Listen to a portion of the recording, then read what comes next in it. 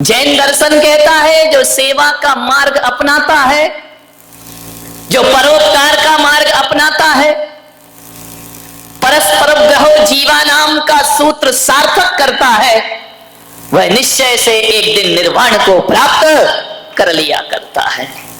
अरे थाली भर भर के भगवान को अर्घ चढ़ाने वालों, किसी भूखे गरीब की झोपड़ी में एक थाली भोजन भी पहुंचा दिया करो, ध्यान रखिए।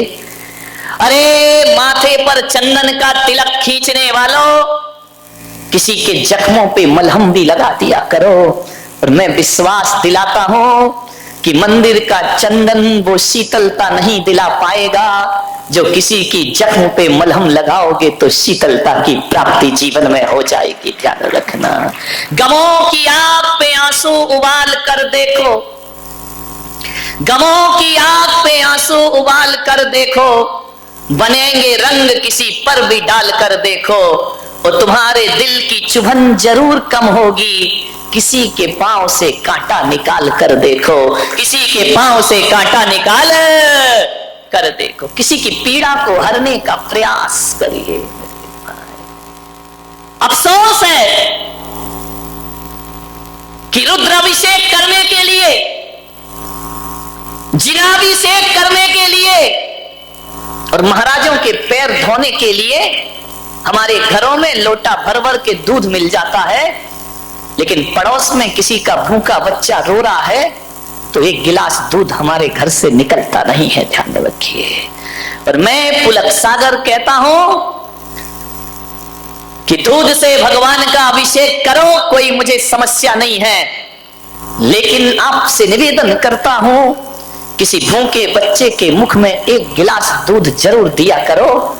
मैं कहता हूं कि जो मंदिर में दूध चढ़ाएंगे और भूखे बच्चे को नहीं पिलाएंगे, परमात्मा भी उनका दूध स्वीकार करने को तैयार नहीं हो सकता है। अरे किसी भूखे बच्चे को दूध पिलाओ मेरे भाई। लोग धोते हैं मेरे चरण, दूध से धो देते हैं, मुझे भीतर से लगता है यार क्यों मेरे पैरों में बर्बाद कर रहे हो। किसी बच्चे को पिला दो, और किसी बच्चे को तुमने पिला दिया तो मैं समझ लूंगा कि पुलक सागर ने दूध से अपने चरण अपने आप धुला लिए, ध्यान रखना। मैं कोई विरोध नहीं कर, नहीं तभी तुम्हारे यहां लड़ाइयां हो जाएं कि महाराज दूध वाले या पानी वाले। अपन न दूध वाले न पानी वाले, अपन तो जिनेंद्र वाले और जिनवाणी वाले, ध्यान रखना।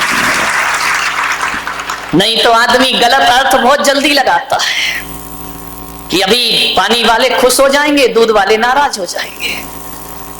तो महावीर कहते हैं कि ना तो पानी वाला मोक्ष जाता है ना दूध वाला मोक्ष जाता है, यहाँ तो पिछी कमंडल धारण करता है उसके लिए मोक्ष की प्राप्ति, जो पानी भी छोड़ता है और दूध भी छोड़ दे। अपने को क्या लेना देना, तुम कुछ भी चढ़ाओ, लेकिन प्रेरणा देना मेरा इतना ही फर्ज है।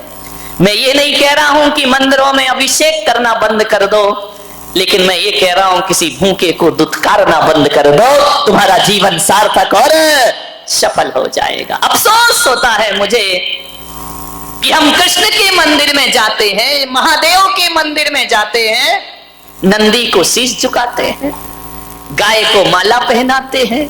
वाह रे इंसान, जिंदा गाय धक्के खाती है और संगमरमर की गाय को मेवा चढ़ाते हो, मिष्ठान चढ़ाते हो, ये तुम्हारा कोई धर्म हुआ करता है? विचार करिए।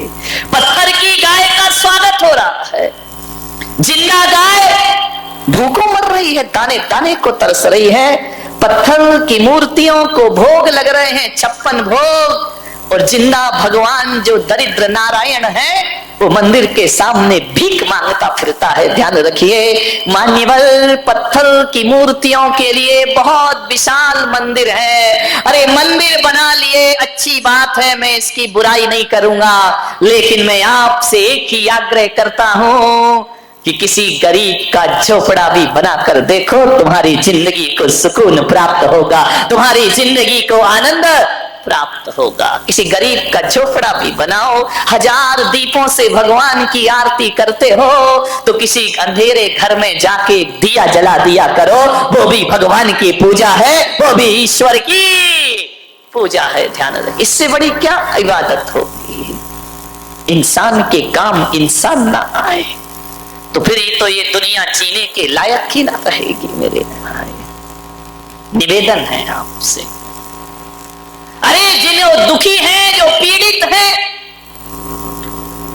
उनकी बदकिस्मती होगी, लेकिन उनकी बदकिस्मती को देखकर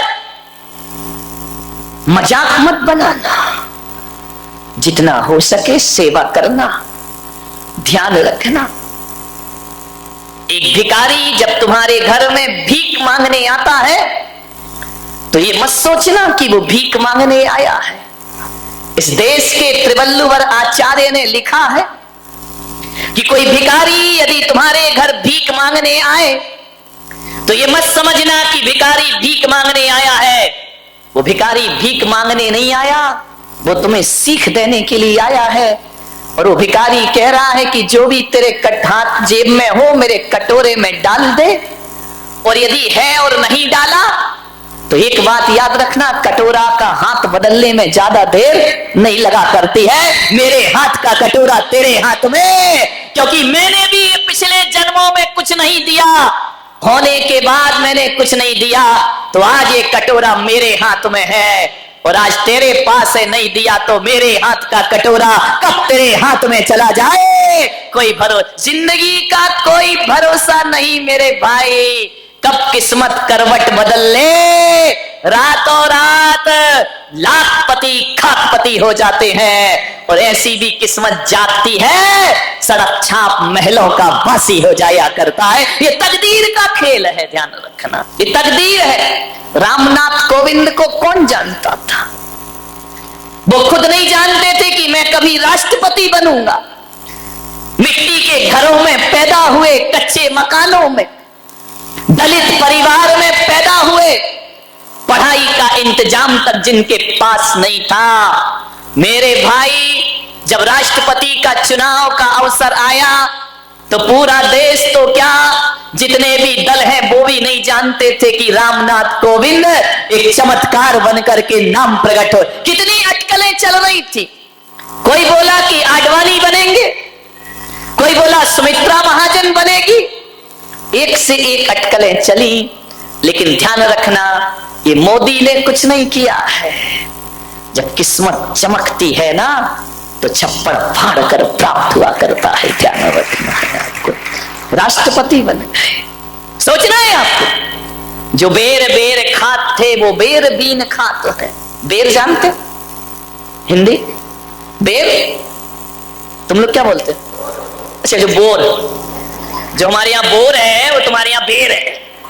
बहुत ही उल्टा मामला मैं करूंगी। हमारे यहाँ बोर होता है बुरा, वो तुम्हारे यहाँ बोर होता है अच्छा। तो मैं इसको मराठी में कैसे बना, नहीं बनेगा। जो बेर बीन खात थे, जिनके दिन ऐसे थे कि बोर को बीन बीन के खाते थे।